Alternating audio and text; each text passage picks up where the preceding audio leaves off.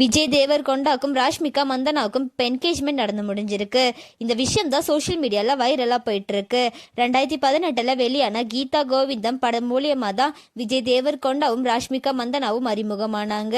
இந்த படம் மூலியமா இவங்களுக்கு நிறைய ஃபேன்ஸ் இருக்காங்க அப்படின்னு தான் சொல்லணும். அண்ட் அது மட்டும் இல்லாமல் இவங்க மிஸ்டர் காம்ரேட் படத்துலையும் பேரா நடிச்சாங்க. அந்த படம் மூலியமா தான் இவங்க 2 பேருக்குமே பழக்கம் ஏற்பட்டிருக்கு.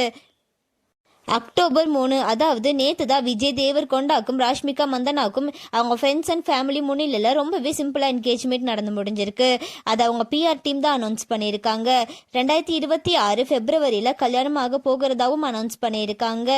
ஆனால் ராஷ்மிகா மந்தனாவும் விஜய் தேவர்கொண்டாவும் எந்த இடத்துலையுமே அவங்க லவ் பண்ணுறதா சொல்லவே கிடையாது. ஒரு ஆடியோ லான்ச்சில் கூட ராஷ்மிகா கிட்ட நீங்கள் யாரை லவ் பண்ணுறீங்க அப்படின்னு சொல்லி கேட்டதுக்கு உங்கள் எல்லாருக்கும் தெரிஞ்சவங்க தான் அப்படின்னு சொல்லியிருந்தாங்க.